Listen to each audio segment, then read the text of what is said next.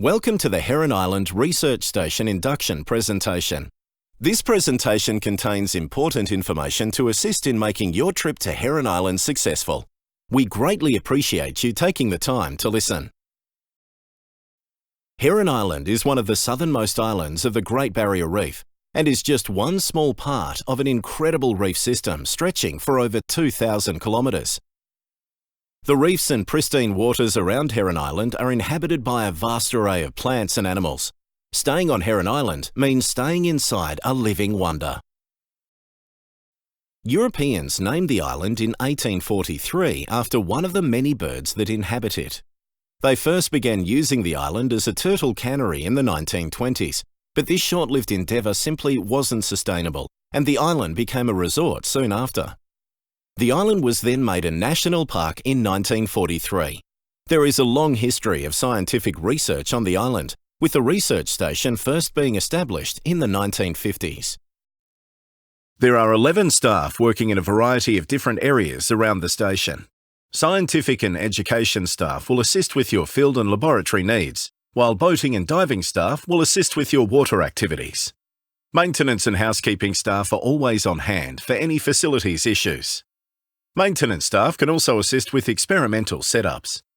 Administration staff will be available to answer queries in the reception office. Staff work from 8 a.m. to 4 p.m. 7 days a week and are there to assist you throughout the day. If you have trouble locating any of our staff, there are radio call points located at the scientific office and the boat shed. If you'd like a souvenir of your trip, we do sell some merchandise in the reception office, which is open for sales from 2 p.m. to 3 p.m. Heron Island is a fragile environment, and it's important that we all work together to preserve it.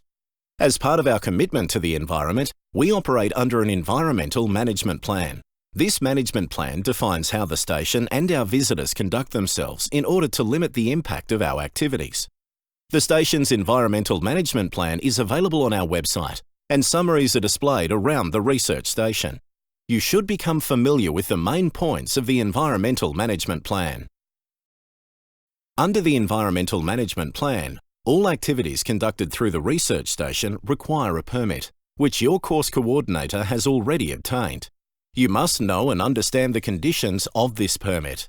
The permit will include information on what you can collect, how many, and what you should do with specimens once you have finished with them.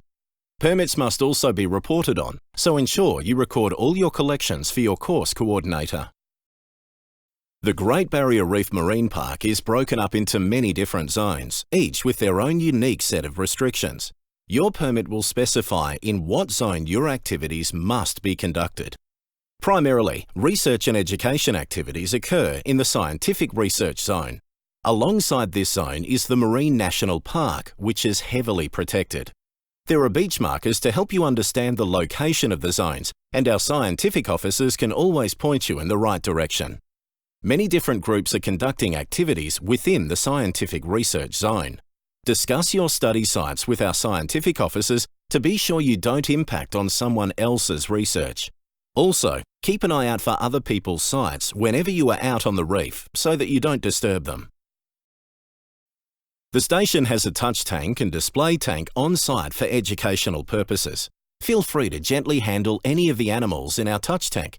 We ask that you keep them in the water as much as possible, so as not to cause them unnecessary stress. We are also permitted to hold the highly protected Tridacna within the touch and display tanks. These clams are heavily protected due to human activities threatening their conservation. It is a privilege to be able to interact so closely with them, so please touch them with care. All aquaria and laboratories are plumbed with salt water. Our saltwater system is a high flow-through system, with all saltwater drains leading directly back to the ocean. Only uncontaminated seawater may ever go down the drains. Abiding by the Environmental Management Plan is an important way you can help us look after the environment. Other ways you can help are by participating in our green initiatives. You'll notice small stickers around the station highlighting some of our green initiatives, such as steps we've taken to conserve water or switching off lights to save power. Be sure to ask staff about any other initiatives you can participate in. Turning off lights is also important for the animals of the island. Lights can disorientate turtles and also disturb the many birds that call the island home. For this reason, many station lights are on timers, and you need to press the black button to activate them. They will illuminate for a brief time to allow you to move safely up or down the stairs and then turn off. Make sure you fully depress the button and always take care when moving around at night. We hope that you will participate in all our initiatives and learn as much as you can while enjoying this unique environment. While on the island, you will encounter a variety of wildlife. The wildlife is seasonal, so what you encounter will depend on when you visit. The summer months are dominated by birds. With the island being an important nesting site, there can be over 150,000 birds on the island at any one time. You'll certainly see white-capped noddy terns building nests in the Pisonia trees and silver eyes flitting about, many of which are banded as part of a long-term research project occurring on the island. During the summer months, shearwaters or mutton birds nest in burrows that they excavate across the island. These burrows are prone to collapse under foot traffic. Please take special care when walking near burrows and always stick to the paths, as these will keep you away from most burrows. If you accidentally collapse a burrow, please dig it out so the bird does not suffocate in the nest. Alert research station staff if you have any trouble. We ask that you never feed the birds.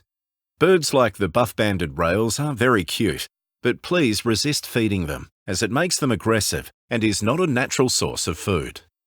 Seagulls are one of the main birds that occupy Heron Island, with the population increasing in summer months. Please be cautious of seagulls around kitchen and dining areas, as they have been known to swoop for food. Please also refrain from feeding the seagulls.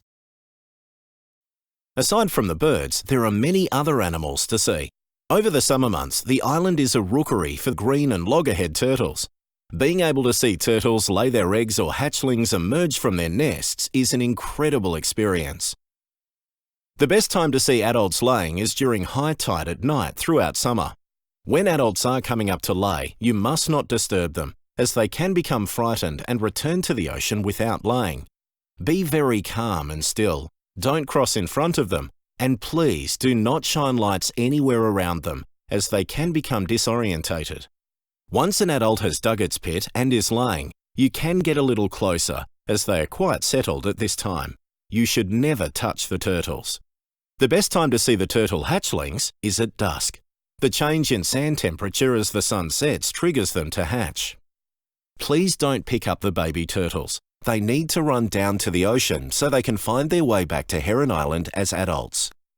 While in the winter months there are no turtles laying or hatching, there is still plenty to see. We are fortunate to have whales pass through the waters around the island throughout winter, so keep an eye out for them. You'll always see an immense amount of wildlife in the water. The books located in the station library can help you to identify them. We encourage you to take every opportunity you can to observe the island wildlife, but ask that you always do so responsibly.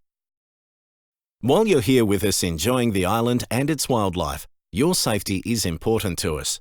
The research station has a number of procedures in place to ensure the station and the manner in which you conduct your activities is safe. If you have a medical issue, please see the research station staff who are all first aid trained or your course coordinator.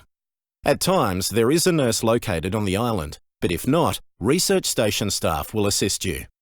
The main first aid kit is located on the reception deck and has all the standard first aid supplies that you might need. In addition, it has povidone and iodine wipes for disinfecting coral cuts, sunscreen, and a defibrillator, vital signs monitor, and an oxygen provision kit for those qualified to operate them. In the event of any emergency throughout your stay, staff are trained and prepared to assist you. If an emergency occurs during staff hours, please find a staff member immediately. Outside of staff hours, use the emergency radio or station phones to contact staff. There is an emergency radio located at the first aid station on the reception deck. We'll show you how to use the radio when you arrive on the station. Your nearest phone is likely to be the one on the reception desk near the first aid station. Beside all phones, you will find a list of staff accommodation numbers which you can call in an emergency. There are also phones located in many other areas of the station. Do not call 000 in the event of an emergency. It is not uncommon for the fire alarm to be falsely activated on the station.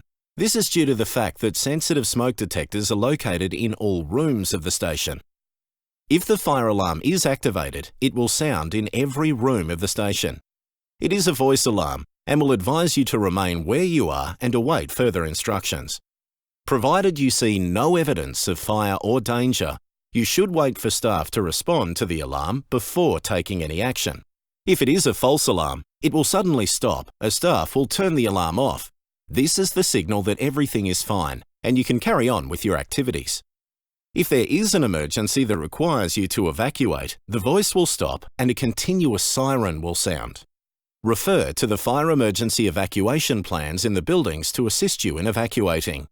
Calmly make your way to the evacuation assembly point on the beach clearing, as pictured in the image on your screen, and await further instructions. Some areas around the island have restricted access, including the workshop and staff accommodation. If you need to access the workshop, the maintenance staff can assist. Staff accommodation areas are restricted to respect the privacy of staff. The resort adjacent to the station has behind-the-scenes areas that are always off-limits. Visitors to the station are not permitted in these areas for any reason. Restricted areas on the island are clearly marked. The resort located on the island is a separate entity from the research station, and as such, access is by permission only. Your course coordinator will meet with resort management to discuss access conditions. During busy times, access might not be possible, so always check with your course coordinator. If access is granted, always be respectful of the resort's guests and staff.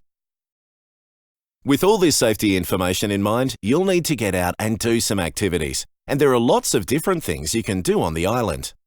Reef walking on the low tide is fantastic, and you'll see lots of interesting organisms. When reef walking, remember to wear shoes to protect your feet. The station stocks a limited supply of reef walking shoes, so try to bring some with you. We encourage you to use the designated reef walking track and information booklet. These can be found in the lab store. Always stay on the sand paths and move carefully to avoid falling over. Collections cannot occur along the reef walking trail, so remember to move further away to do any collecting. Snorkeling is another fantastic activity we encourage you to make the most of. On the high tide, you can go snorkeling on the reef flat. The station has some simple rules for safely snorkeling in these areas. Always snorkel in a buddy pair. Stay on the reef flat and don't go over the reef crest into the deep water, as strong currents can occur. To the east of the island, the reef flat is very wide, so ensure you never reef walk or snorkel out so far that you can't make it back. There are visible markers out to the east to assist you. The harbour is a great place to see turtles and stingrays, but hours are restricted to before 8 a.m. and after 5:30 p.m. for swimming and snorkeling. Always remember it is a harbour and boats will need passage in and out. Utilise the whiteboard at the kitchens for recording your activities and check the tide information before going out. While you're out snorkeling on the reef flat, you may encounter the seaplane. This plane operates to and from the island generally around the high tide. They will land either on the north side of the island or to one side of the jetty. If you are snorkeling and hear the seaplane, please look up and give the pilot a wave, as he will fly across a couple of times to see where everyone is. Move out of the way if he is coming into the beach. The pilot is very experienced, but you can assist him by making yourself visible. Please talk to boating and diving staff about additional safety equipment available for use when snorkeling or reef walking. Boating and diving staff will also assist you with your snorkel equipment upon arrival. While snorkeling and reef walking, you'll encounter some amazing animals. Some animals are very poisonous or venomous, so it is always best to simply observe. There are reference books in the library to assist you with identification of wildlife, or feel free to ask our friendly staff. You can see details about the station's facilities by viewing the virtual tour available on our website. Shortly after arriving on the research station, you'll be shown to your accommodation. You'll be provided with linen, but should bring your own towels. Out of respect for other island residents, please keep the noise down around the station after 10 p.m. The amenity building is located beside your accommodation. Toilets and showers are located within the building along with a shared space for washing, drying and storing your snorkel gear. The outside showers are used for rinsing and don't have drains, so please don't use any soaps or detergents. You may be on the research station with other groups. Always be respectful of other research station guests and keep shared areas clean and tidy. The station has a lab store for your laboratory and field equipment needs. Your course coordinators can assist you in finding items. Please mark down what you take out and when you return it. Please return all items in a clean and tidy state to where you found them. If anything breaks, please let us know. And if you have difficulty finding something, talk to our scientific staff. As we are a university research station, you must follow university workplace health and safety policies in the laboratories. This includes wearing enclosed footwear at all times, not consuming food or drinks in the laboratories, and the appropriate disposal of general, clinical, and sharps waste. In addition, there are fresh and saltwater sinks in the laboratories. Ensure only seawater goes down the saltwater sink, as the drain leads directly back to the ocean. One difference you do need to remember is that laboratory chemicals cannot be put down the drains. All chemicals must be bottled up, and scientific staff can assist you with this. The Aquaria system allows you to hold organisms on the station for experimental purposes. There are a range of aquaria and plumbing supplies available for use. If you need glass aquaria, please take care, as they are prone to cracking and chipping. Never move glass aquaria when full of water. Take care with any electricity around the aquaria deck, and ask our maintenance or scientific staff for advice or assistance when setting up experiments. With all the activities you'll be doing, there is no doubt you'll have an appetite. Please keep the kitchen, dining room and outdoor eating areas clean and tidy by always returning your plates, cutlery and glasses to the kitchen. You should always wear footwear in the kitchen.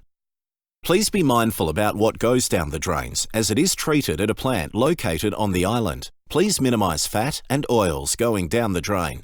Should you need anything at all, please ask our housekeeping staff. No doubt many of you will be keen to keep in touch with the outside world and let everyone know what you are up to on the island. Typically, there is no mobile phone access, but there is a payphone available. The payphone doesn't accept cash, so bring a phone card with you, or you can purchase them on the island. In addition, there is wired and wireless internet around the station. Discuss internet access with your course coordinators, as logins are required. That concludes our induction presentation. We are looking forward to seeing you on the research station soon. And remember, please ask us if you have any questions.